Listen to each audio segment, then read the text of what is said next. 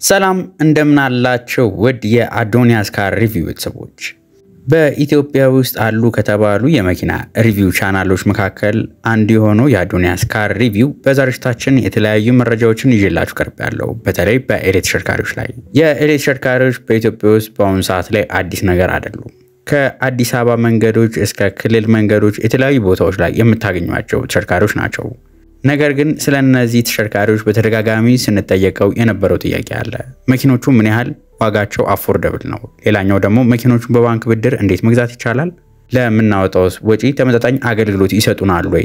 ብላችሁ በተደጋጋሚ ስጠይቁን ነበር። በዛሬታችንም በሀገር ውስጥ የሚገኙት የኤሌክትሪክ ተሽከርካሪዎችን በባንክ ብድር መግዛት የምትችሏቸውን በተለይ በስፋት የምናየው በ3 ሞዴሎች ላይ ነው። እነሱም በቢዋይዲ ሴጉል፣ በቢዋይዲ ኢቱ እንደሞ በቶዮታ BZ4X አልትራ በሚባለው ሞዴል ነው። ከዚህ በተጨማሪም ሃይብሪድ መኪና ብላችሁ ስትጠይቁ ለነበራችሁም እናንተንም አረሳንም። በዛሬታችን ከነተሽከርካሪዎች ተጨማሪ የ2024 ሞዴሉ ቶዮታ RAV4 ሃይብሪድ ተሽከርካሪ ነው። በዛሬ የምናየው የመኪኖቹን ዋጋ፣ ፊቸሮቻቸው፣ በባንክ ብድር ስንገዛ እንዴት መሆን አለበት፣ ወራዊ ክፍያ ስንት ነው የሚመጣው፣ እንዲሁም ከኛ ላይፍ ስታይል እና ከመንገዱ ሁኔታ ጋር የትኛው መኪና ለየትኛው አገልግሎት ተስማሚ እንደሚሆን እናያለን። እናንተም እንደዚህ በደንብ ፈትፈት ብሎ የቀረበ ቪዲዮ መመልከት የምትፈልጉ ከሆነ ቡድናችሁን ፉት እያላችሁ ሰብስክራይብ የምትሏን በተን እስካሁን ካልጫናችኋት ሰብስክራይብ፣ እንዲሁም ቪዲዮ ሲለቀቅ በቶሎ እንዲደርሶ የደወል ምልክቱን ይጫኑ። ከ10 ዓመት በፊት በአዲስ አበባ መንገዶች ላይ በኤሌክትሪክ መኪና እንሄዳለን ብትሉኝ ተአምር ነው እንጂ እውን አይመስለኝም ነበር። አሁን ግን በአዲስ አበባ ይሁን በክልል ከተሞች የኤሌክትሪክ ተሽከርካሪዎች መመልከት የተለመደ ይገኛል። ታዲያ የሰውን ፍላጎት ከነዳጅ መኪና ወደ ኤሌክትሪክ መኪና እንዲዞር ያደረገው ምክንያቱ ምንድነው ብለን በመናይበት ጊዜ የመጀመሪያው የነዳጅ ዋጋ ነው። በዓለም አቀፍ ደረጃ ያለው የነዳጅ ዋጋ መጨመር እንዲሁም በሀገር ውስጥ ያለው የነዳጅ እጥረት ኢትዮጵያ ውስጥ የሚገኙ አሽከርካሪዎችን ከነዳጅ ይልቅ ወደ ኤሌክትሪክ እንዲያጋደሉ አድርጎታል። ይህንንም አፈርዱባቸው። ምክንያቱም ነዳጅ ለመሙላት 2 እና 3 ሰዓት ማቃጠል የተለመደ እየሆነ ይገኛል። ሌላኛው ትልቁ ምክንያት ተብሎ የሚጠራው ደግሞ የመንግስት ፖሊሲ ነው። እንደምታውቁት የኢትዮጵያ መንግስት ለኤሌክትሪክ ተሽከርካሪዎች አንዳንድ ድጋፎች እያደረገ ይገኛል። ከነዚህ መካከል የኢምፖርት ዲዩቲ መቀነስ እንዲሁም የታክስ መቀነስ ባለፉት ዓመታት ላይ የተስተዋሉ ናቸው። በተለይ ወደ ሀገራችን የሃይብሪድ ተሽከርካሪ ይሁን የነዳጅ ተሽከርካሪ ለማስገባት ከኤሌክትሪክ ተሽከርካሪ አንፃር የሚጠየቀው ታክስ እጅግ በጣም ከፍተኛ ነው። የኤሌክትሪክ ተሽከርካሪዎችን በመናይበት ጊዜ ደግሞ የኤሌክትሪክ ተሽከርካሪዎች ከነዳጆቹ አንፃር በጣም በከፍተኛ ሁኔታ የቀነሰ የታክስ መጠን ያላቸው ሲሆን በ15% ታክስ ወደ ሀገር ውስጥ ይገባሉ። ሌላኛው ደግሞ መኪኖቹ ያላቸው ቴክኖሎጂ ለዚህ አንዱ ምክንያት ተብሎ ይጠራል። እነዚህ ተሽከርካሪዎች ከበፊተኞቹ የኤሌክትሪክ ተሽከርካሪዎች የተሻለ ስማርት ናቸው፣ ፍጥነት አላቸው፣ እንዲሁም ደግሞ ጥንካሬያቸውም የተሻሉ ናቸው። አሁን እየተለመደ የመጡት ሪጀነሬቲቭ ብሬኪንግ እንዲሁም አድቫንስ የሆነ ኢንፎቴመንት ሲስተም፣ በተጨማሪ ደግሞ ለረጅም ጊዜ አገልግሎት የሚሰጡ ሊቲየም አየን ባትሪዎች መኪኖቹን ለኢኮኖሚካል ብቻ ሳይሆን ለዝነጣም እንዲሆኑ እያደረጓቸው ይገኛሉ። ምንም እንኳን መንግስት ድጋፍ ቢያደርግም ቴክኖሎጂውም በጣም አጓጊ ቢሆንም አንዳንድ ችግሮች አሉ። ከነዚህ መካከል የቻርጂንግ ኢንፍራስትራክቸር በኢትዮጵያ ውስጥ ያን ያህል አይደለም። በተለይ ፋስት ቻርጀር ከከተማዎች በምንወጣበት ጊዜ በጣም አስፈላጊ ነው። ነገር ግን በኢትዮጵያ ውስጥ ያን ያህል በብዛት አናገኛቸውም። ሌላኛው ደግሞ ለሜንቴናንስ የምናወጣው ወጪ ነው። የኤሌክትሪክ ተሽከርካሪዎች ዋናው ነገራቸው ባትሪያቸው ነው። ባትሪውን ሜንቴን ለማድረግ የሚወጣው ወጪ ቀላል የሚባል አይደለም። ነገር ግን ባትሪው እንዳይበላሽብን ደግሞ መጠንቀቅ የምንችለው እኛው ራሳችን ነን። በተለይ በከተማ ውስጥ አጫጭር ጉዞዎች የምንጓዝ ከሆነ በአቬሬጅ ከ30 እስከ 50 ኪሎ ሜትር በከተማ ውስጥ ያለ ሰው ይጓዛል ተብሎ ይገመታል። ስለዚህ ግዴታ መኪናችን ቻርጅ ለማድረግ ቻርጀር መጠቀም ያን ያህል አይመከርም። በአጭሩ ኢትዮጵያ ውስጥ ለሚገኘው በተለይ ሚድል ክላስ ለምንለው ማህበረሰብ ኤሌክትሪክ ተሽከርካሪዎች ጥሩ ናቸው። ምክንያቱም የረጅም ጊዜ የነዳጅ ወጪ የለበትም። ከዚህ በተጨማሪም መኪኖቹ ዘናጭና ያሏቸውን ፊቸሮች በጣም ጠቃሚ የሚባሉ ፊቸሮች ናቸው። ነገር ግን እዚህ ላይ አንድ የሚነሳ ነገር አለ። መኪኖቹ ምን ያህል አፎርደብል ናቸው የሚለው ነው። እዚህ ላይ ነው የባንክ ብድር የሚለው ሐሳብ የሚመጣው። አሁን ለመግዛት እዛው ካሽ ከ3 ሚሊዮን እስከ 10 ሚሊዮን ብር ለመኪና አስመጪዎቹ ከመክፈል ይልቅ በኢትዮጵያ ውስጥ የተለያዩ ባንኮች ለመኪና ብድር እንዲሁም ማይክሮ ፋይናንሶች ከ3 ዓመት እስከ 5 ዓመት የሚቆዩ ብድሮችን እያበደሩ ይገኛሉ። እነዚህም ብድሮች አብዛኞቹ የመኪናውን 50% ራሱ መክፈል የሚችሉ ናቸው። ይህ ግን እንደ ንግድ ፍቃዳችሁ ካፒታል ወይ ደግሞ እንደናንተ ወራዊ ገቢያቸው ልዩነት ሊኖረው ይችላል። ዛሬ ከያዝናቸው የባንክ ብድር ተሽከርካሪዎች መካከል በጣም ተፈላጊ ስለሆነችው ስለ BYD ሴጉል እስቲ በስፋት እንይ። BYD ሴጉል ተሽከርካሪ ሃችባክ የምትባል ተሽከርካሪ ነች። እቺ ተሽከርካሪ ብዙ ጊዜ ለከተማ ውስጥ አገልግሎት ለአዲስ አበባ አይነት መንገዶች ተመራጭ ነች። ምክንያቱም መኪናዋን በቀላሉ በትንሽ ቦታ ላይ ማዞር የምንችል ሲሆን ከዚህ በተጨማሪም ለፓርኪንግ የምታስቸግረን አይደላችም። መኪናዎች በባንክ ብድር ከ2,900,000 እስከ 2,950,000 ብር የሚጠሩ ተሽከርካሪዎች ሲሆኑ ለኢትዮጵያ መንገዶች ተስማሚ ናቸው። በሁለት አይነት የባትሪ አማራጮች ይቀርባሉ። የመጀመሪያው ባለ 30 ኪሎዋት ሊቲየም አይረን ፎስፌት ሲሆን ሁለተኛው ደግሞ ባለ 38 ኪሎዋት አወር ሊቲየም አይረን ፎስፌት ነው። አይኖቹም እነዚህ ባትሪ ልዩነታቸው በአንድ ጊዜ ቻርጅ ከ305 እስከ 405 ኪሎ ሜትር የመጓዝ አቅም እንዲኖራቸው ያደርጋቸዋል። የመኪኖቹም ያላቸው ጉልበት ቢሆን ቀላል የሚባል አይደለም። 74 የፈረስ ጉልበት አላቸው። የመኪኖቹ ቶፕ ስፒድ 130 ኪሎ ሜትር በሰዓት ሲሆን መኪኖቹንም ቻርጅ ለማድረግ ከ5 እስከ 7 ሰዓት በስሎ ቻርጀር ቻርጅ ማድረግ ምንችል ሲሆን በፋስት ቻርጀር ደግሞ በ30 ደቂቃ ውስጥ ፉል ማድረግ ይችላሉ። ወደ መኪና ውስጥ ገጽታ በገቡ መኪኖቹ ጥሩ የሚባል ዘመናዊ የሚባሉ መኪኖች ናቸው። እነዚህ ተሽከርካሪዎች ላይ ባለ 10 ኢንች ፎቶ ስክሪን እንዲሁም ዲጂታል ኢንስትሩመንት ክላስተር የተገጠመላቸው ሲሆን ወንበሮቹም የሌዘር ወንበሮች ናቸው። በአደጋ መከላከላቸውም ጥሩ የሚባሉ ናቸው። በዛ ያሉ ኤርባጎች አሏቸው። የኋላ ካሜራ አለ። ፓርኪንግ ሴንሰሮችም ተገጥሞላቸው እናገኛለን። ይሄን መኪና እንዴት ነው በባንክ ብድር መግዛት የምንችለው እያላችሁ ሊሆን ይችላል። መኪኖቹ የባንክ ብድር በሚገዙበት ጊዜ በማይክሮ ፋይናንስ እና በባንክ ሲሆን ልዩነት አላቸው። ማይክሮ ፋይናንሶች ኢንተረስታቸው ትንሽ ከፍ ይላል።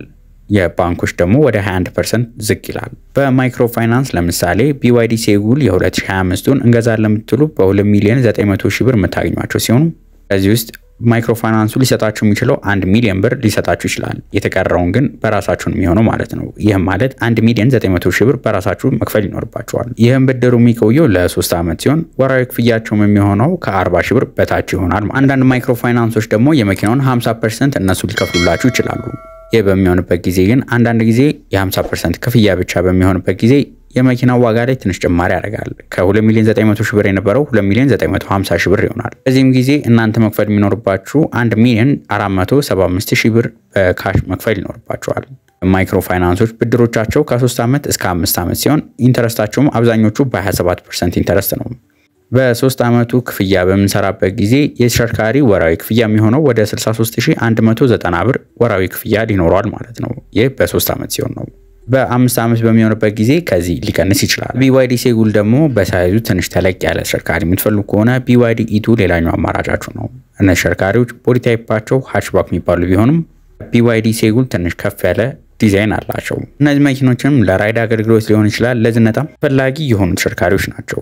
እነዚህ መኪኖች የተገጠመላቸው ባትሪ በምናይበት ጊዜ ባለ 44 ኪሎዋት አወር ሊቲየም አይረን ፎስፌት ባትሪ የተገጠመላቸው ሲሆን በአንድ ጊዜ ቻርጅም 405 ኪሎ ሜትር የመጓዝ አቅም አላቸው። እነዚህ መኪኖች የተገጠመላቸውም የኤሌክትሪክ ሞተር 94 የፈረስ ጉልበት ማመንጨት የሚችል ሲሆን ቶፕ ስፒዱም 130 ኪሎ ሜትር በሰዓት ነው።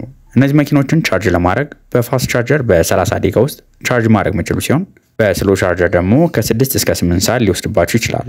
የመኪናውም ውስጥ ገጽታ ባለ 10 ኢንች ፎቶ ስክሪን፣ የሌዘር ወንበሮች፣ ክላይሜት ኮንትሮል፣ አፕል ካርፕሌይ እንዲሁም አንድሮይድ አውቶ የምናገኝ ሲሆን በአደጋ የመከላከል ብቃታቸውም በዛ ያለ ኤርባግ፣ ሌን ዲፓርቸር ዋርኒንግ፣ ABS፣ ስቴቢሊቲ ኮንትሮል ተጠቃሽ ናቸው። BYD E2 ተሽከርካሪ ከBYD ሴጉል አንጻር መያዝ በሚችለው አቅሙ ስፋቱ ማለት ነው። ከዚህ በተጨማሪም ባለው ቴክኖሎጂና በአንድ ጊዜ ቻርጅ የመጓዝ አቅሙ የተሻለ ያደርገዋል። እነዚህ መኪኖችን በካሽ ከ3,250,000 ብር ጀምሮ ፉል ኦፕሽን የሆነው የምታገኙ ሲሆን ፉል ኦፕሽን ያልሆነው ደግሞ ከ3 ሚሊዮን እስከ 3,100,000 ብር ባለው ልታገኟቸው ትችላላችሁ። እነዚህ መኪኖችን በባንክ ብድር በምንገዛበት ጊዜ የተለያዩ አማራጮች አሉ። እነሱም 1 ሚሊዮን በባንክ ብድር አመቻችተን የተቀረውን 2,400,000 ብር ካሽ መክፈል ይቻላል። ሌላኛው ደግሞ በ50% የባንክ ብድር በሚሆንበት ጊዜ እነዚህ ተሽከርካሪዎች በ21% ወለድ 5 ዓመት የሚቆየው ብድሩን በምናይበት ጊዜ በወር ወደ 86,570 ብር ይመጣል ማለት ነው። ከዚህ ተሽከርካሪ ደግሞ በሳይዙም በአቅሙም ከፍ ወዳለው ተሽከርካሪ ላሳያችሁ። ቶዮታ BZ4X ይባላል። እነዚህ ተሽከርካሪዎች በአሁን ሰዓት ላይ ቶዮታ ከሚያቀርባቸው ለሙሉ በኤሌክትሪክ ከሚሰሩ ተሽከርካሪዎች መካከል አንዱ የሆነው ቶዮታ BZ4X የተገጠመለት ባትሪ በምናይበት ጊዜ በ72 ኪሎዋት አወር ሊቲየም አየን ባትሪ ተገጥሞለታል። ይህም መኪናውን 615 ኪሎ ሜትር መጓዝ የሚያስችለው ሲሆን የተሽከርካሪ ላይ የተገጠመለት የኤሌክትሪክ ሞተር ደግሞ 214 የፈረስ ጉልበት ማመንጨት የሚችል የኤሌክትሪክ ሞተር ተገጥሞለት እናኛለን። መኪኖቹ ውስጣዊ ገጽታቸው በ13 ኢንች ኢንፎቴንመንት ስክሪን የተገጠመለት ሲሆን ፓኖራሚክ ሰንሩፍ አላቸው። ከዚህ በተጨማሪም የሌዘር ወንበሮችና ዋየርለስ ስልክ ቻርጅ ማድረግ የምናገኝ ሲሆን አደጋ የመከላከል ብቃታቸውም ቶዮታ ሴፍቲ ሴንስ 3.0 የሚባለውን አዳፕቲቭ ክሩዝ ኮንትሮል፣ ሌን ትራክ አሲስት፣ ብላይንድ ስፖት ሞኒተሪንግ እና 360 ካሜራን ያካተተ ነው። ይህን ተሽከርካሪ በ50% የባንክ ብድር ለገበያ ሲቀርቡ በ6,400,000 ብር የቀረቡ ሲሆኑ እነዚህ መኪኖችም በ5 ዓመት በ21% ወለድ የቀረቡ ናቸው። ወራዊ ክፍያ ምን ያህል ይመጣል ካለን 86,570 ብር ወራዊ ክፍያ ይኖራቸዋል። ስለ ኤሌክትሪክ ተሽከርካሪ ያልካልኳችሁ ደግሞ አንድ ሃይብሪድ ተሽከርካሪ ላሳያችሁ። የ2024 ሞዴል ቶዮታ RAV4 ሃይብሪድ ይህ እንግዲህ እጅግ በጣም ነዳጅ ቆጣቢ ከሚባሉ የሃይብሪድ ተሽከርካሪዎች መካከል አንዱ ሲሆን በቴክኖሎጂውም በጣም የተራቀቁበት ይባላል። ተሽከርካሪ እንግዲህ የተገጠመለት ኢንጂን በ2.5 ሊትር 4 ሲሊንደር ሃይብሪድ ሲሆን 219 የፈረስ ጉልበት ማምጫ ይችላል። ድራይቭ ታይፕ ኦል ዊል ድራይቭ ሲሆን የነዳጅ አጠቃቀሙም ቢሆን እጅግ በጣም ጥሩ የሚባል የባትሪ አጠቃቀም ነው ያለው። የተሽከርካሪ ማይልድ ሃይብሪድ የሚባለው ነው። ለመኪናው ውስጥ የገዝታውን ጋርበት ጊዜ መኪናው ውስጥ የገዝታው አብዛኛው ነገሩ በጣም ሌግዠሪ ከሆነ ማቴሪያል የተሰራ ነው። የተሽከርካሪ ኢንፎቴመንት ስክሪኑ ባለ 10 ኢንች ሲሆን ዋየርለስ አፕል ካርፕሌይ እንዲሁም አንድሮይድ አውቶ እናገኛለን። ወንበሮቹም የሌዘር ናቸው። የአደጋ የመከላከል ቋቱም ቢሆን ጥሩ የሚባል ሲሆን የተሽከርካሪ የቶዮታ ሴፍቲ ሴንስ 2.5 የሚባለውን ብላይንድ ስፖት ሞኒተሪንግ እንዲሁም አዳፕቲቭ ክሩዝ ኮንትሮል ይዞ ይቀርባል። የተሽከርካሪ የወጣለት የምሽጫ ዋጋ በ50% የባንክ ብድር በ10 ሚሊዮን ብር ለገበያ የቀረበ ሲሆን የተሽከርካሪ 50%ቱ 5 ሚሊዮን መክፈል ይኖርባቸዋል። በመቀጠል ደግሞ በ5 ዓመት ውስጥ ይህን ተሽከርካሪ በወራዊ ክፍያ በ135266 ብር ወራዊ ክፍያ የእጃችሁ ማድረግ ይችላል። አራቱ ተሽከርካሪዎች ከነ ኦፕሽናቸው ይህንን ይመስላል።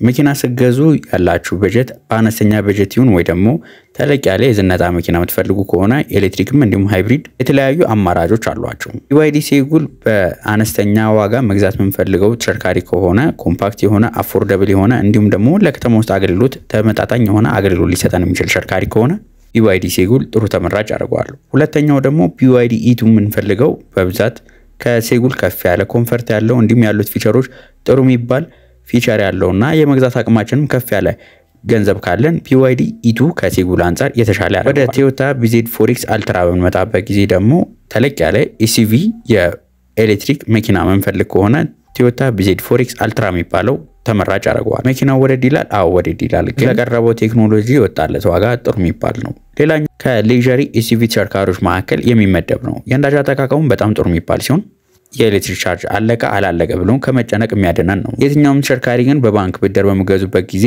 ማሰብና ማስተዋል የሚገባቸው ነገሮች አሉ። የመጀመሪያው ነገር በገበያው ውስጥ ካሉት አማራጮች መርጦ መውሰድ ነው። ሁለተኛው ደግሞ ኢንተረስቱን በደንብ ካልኩሌት ማድረግ ይኖርባቸዋል። ምክንያቱም ወራዊ ክፍያው ስንት እንደሆነ ካወቃችሁት በኋላ ላይ ከሚኖር ጭንቀት መገላገል ይችላላችሁ። ዛሬው ቪዲዮ ስለ ባንክ ብድር ትንሽም ቢሆን መረጃ ሰጥቷችኋል ብለን አስባለን። ይህ ቪዲዮ ከተመቻችሁ ላይክ፣ ሼር፣ ሰብስክራይብ ማድረጋችሁን አትርሱ። በቀጣይ ሌሎች ከመኪና ጋር ተገናኙ መረጃዎች እስከምንገናኝ ድረስ መልካም ሁሉ ተመኘው።